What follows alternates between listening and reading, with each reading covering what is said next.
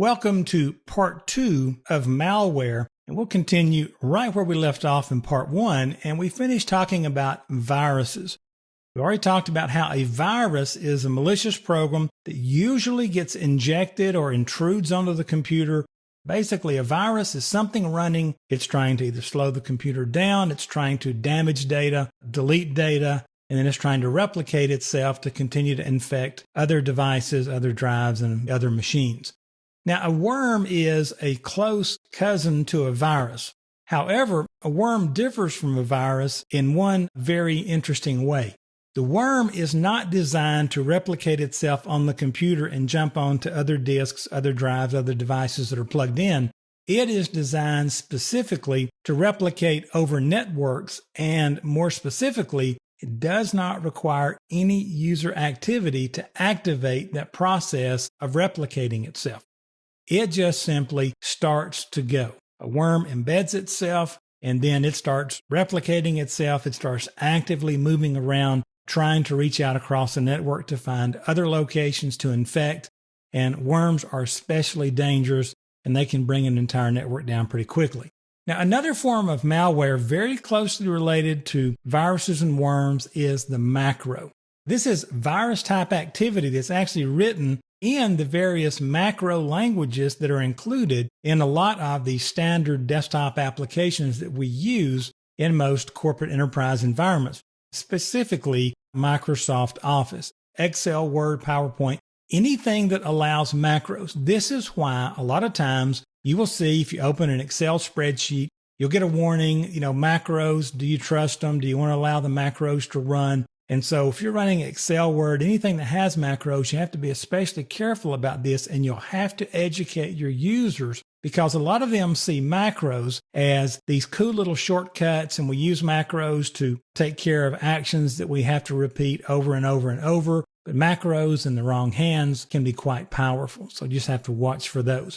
Now, the Trojan horse. This is the one that gets everybody's attention. This is a program that appears to be doing one thing, and it's usually quite useful. And again, we've all seen these. You find some free little program, a game, something out there on the internet, and you download it, and the game's great. Everybody loves it. However, at the same time, when you installed that program, you didn't realize it, but you were also installing another program. And this other program is running silently in the background, probably performing some unwanted or even dangerous action. This one can be doing things like capturing keystrokes. It can open ports to enable remote access to the computer. So it can go in and make configurations to firewalls or open different ports and then contact the source of this intrusion and tell them the ports are open, and they can now connect and remotely access the computer and just go through it and grab data and so forth. This is pretty serious. Now, how do you deal with these things? For the most part, spam, you're going to deal with that with your filters and your email. Almost every other aspect of this with malware, you're going to run software, anti-malware software. You run antivirus programs, anti-spyware, or anti-malware programs.